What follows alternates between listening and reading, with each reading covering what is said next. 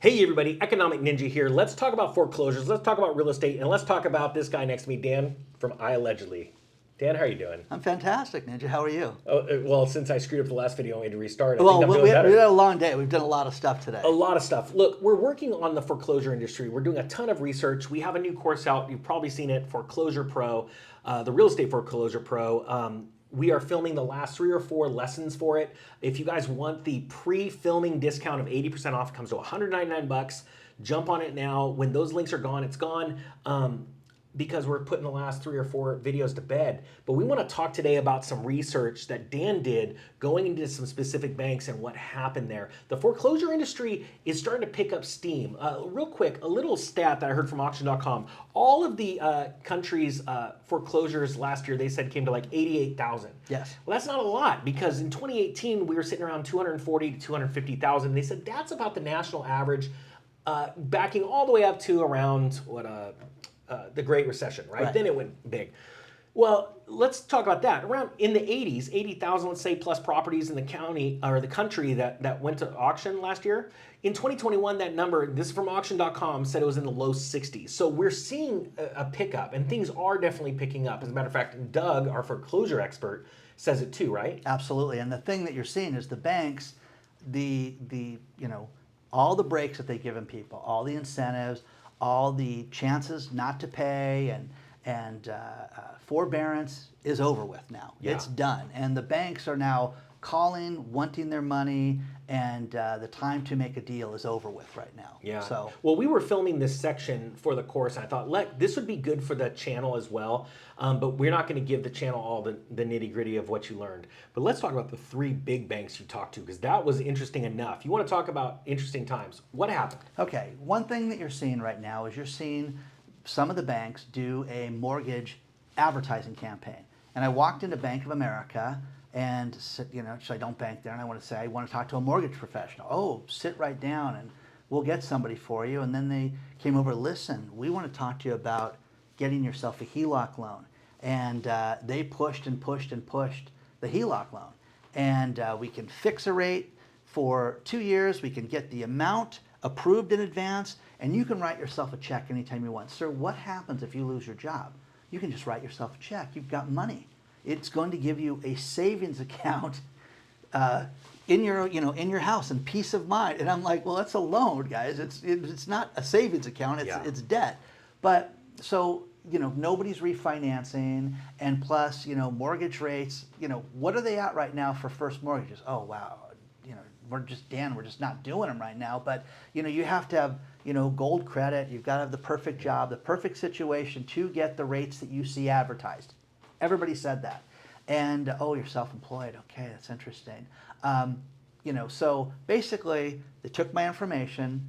I left, and as I was leaving, somebody recognized me from the bank. Oh, wow, you here researching for the channel? And I'm like, no, just, my own research. Researching for the foreclosure course. Yeah, exactly. Yeah. And then I went from there, and then I went to Chase Bank.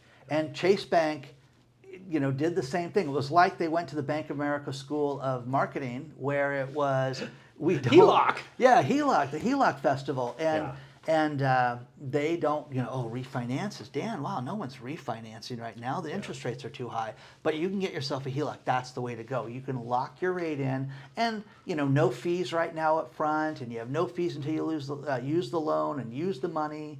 And it was the same thing. And then I just, we don't have an REO department.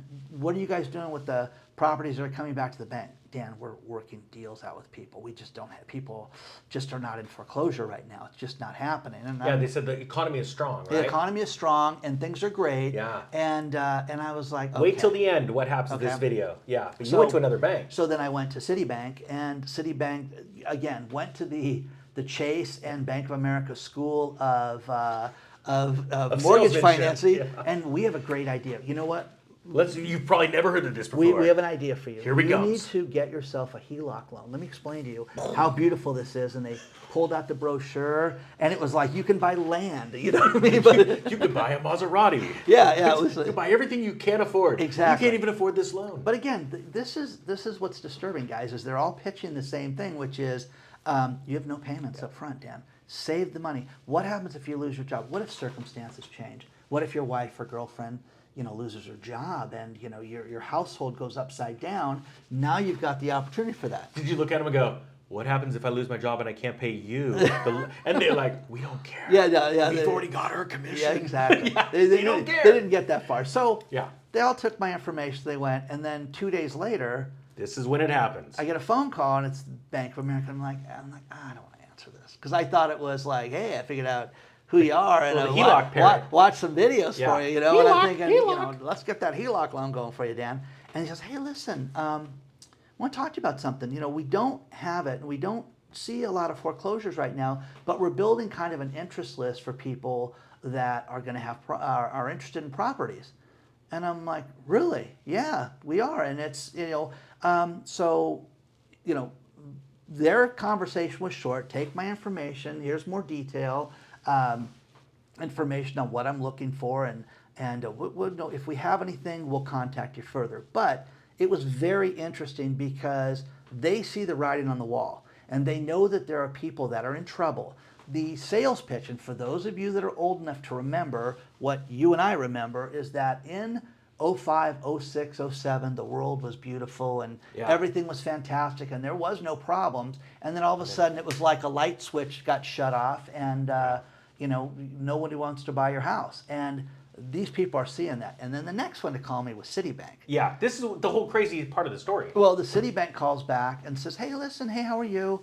Wanted to talk to you. And they didn't know who I was. They could care less. They just were like, yeah, we're going to build an interest list because what we have here is we have a woman that's been doing this for almost 25 years with us, and she worked in an REO department before, and she's going to handle it. Because that's the one thing that Doug told us, is that all these banks let go of all their REO departments, and the real estate agents that are worth their weight in gold, that have been around the block, that have seen an economic downturn or two, and 08, 16, everything's happened, and they all said, the REO department is very important, but there's nobody there right now. So let me stop him right there and tell you, because I'm saving all the juicy stuff for the course, but this is very easy to explain.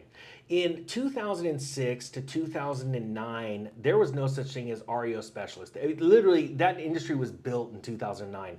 Banks were freaking out and literally cold calling realtors and going, can you sell our house for us? Can you sell our house? And realtors were just flush with business. Now there is, because I went through the very stringent work to become an REO specialist as a real estate agent, right? Now I've since let my real estate license lapse because I'm having more fun teaching you guys how to go crush it than working for those commissions, right? But my point is this.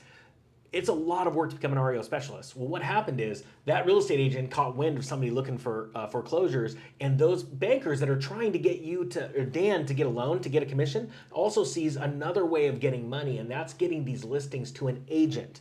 And a referral fee. That's the thing. That's the key. So the bankers are going, I can't sell Dan alone, but if I could sell some information to a banker, send the name over, and then Dan uses that agent, I can get a referral fee. And that's the really interesting part about this business. Absolutely. So we talk in the class about how to skip that. It's good and it's fun. And yeah, you're with an REO agent, but that's not what the course is about. REO is the last line of defense when it comes to a foreclosure. Who wants that? It's already in front of a real estate agent. It's already on the MLS. You're losing so much potential gains because now it's in front of everyone. Absolutely. You want to buy those properties before they hit that REO spot. Absolutely. Yeah. Back in the day when Zillow was good, you could have pre-foreclosure listings and things like that. Yeah. And now that all that's gone, you have to do, or is it coming back? No, so it's gone actually. Zillow took them down around 2017, 2018 because everything was looking really bad. I used to go to my real estate office and I go, well, look, there's like 500 pre-foreclosures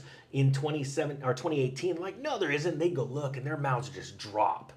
And what happened is it ended up being really bad for Zillow because if all of a sudden you could click on a city and all of a sudden see all those blue or purple pop up, you go, wait a minute, maybe the economy's not doing that good. Well, that's bad for real estate because velocity of transactions slows dramatically, and then that's not good for Zillow because Zillow is in the home buying process. So that's actually gone. Absolutely. And you can find those pre-foreclosures, but that's not what this is about right now. Yeah, and the final one was Chase Bank called back again. Yeah, all three. And Chase Bank was more detailed this time because where are you looking, what type of area, and I'm like, wow, they're really they're thinking about this now. Like a real estate agent would? Yeah, absolutely. And how ready, how fast are you ready to move, and what are you doing? And I'm looking for a deal. So, as we talked about this, it was a lot. It was very exciting because the talk is out there, guys. The banks are getting ready, and educate yourself now, because when these foreclosures start to spill over and get busier, and as we were with Doug, and it got busier and busier and busier. Doug owns an auction company, and I've known Doug since we were kids. I've known him over 40 years, and he grew up in the foreclosure business. But he is the guy that posts the houses, and I was there posting houses with him today. I was there, at the auction today, and sometimes they go through and sometimes they get canceled. But this is a guy who has his hand on the pulse of it. And as he was driving in today, he had 3 more. Hey, can you post this house? Can you post this house? And so there was 3 more foreclosures that he got sent to him while he was driving today. Yeah, and I'm going to be honest with you. For the price of $200, I think there's going to be, 14 or 15 video lessons on here. Just the amount of money you'll save by not doing the wrong thing and buying a subscription from a company that's just going to sell you a list that you can get for free. Right.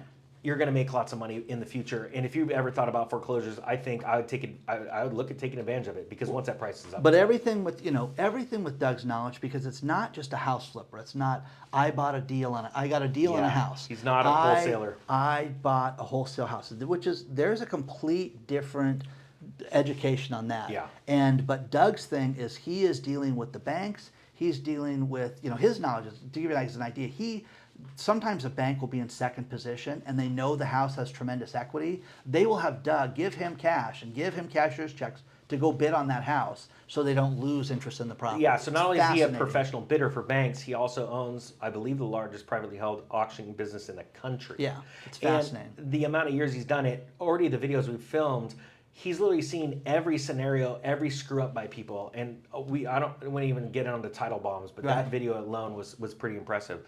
So, hey, in closing, I just want to thank you guys. There's a lot of stuff changing, and Dan did a great job researching for the thing, but it was just, we wanted to show you what's going on in the banks. The one thing that, again, is I love the research. I love going out, and I love doing the footwork. And people want to pick up the phone and call people, and you don't want to do that. You want to walk in the bank and introduce yourself. Yeah. And by doing that, it's going to make it so that you're one step ahead of everybody. And get yourself on these lists and introduce yourself. We have nothing like that.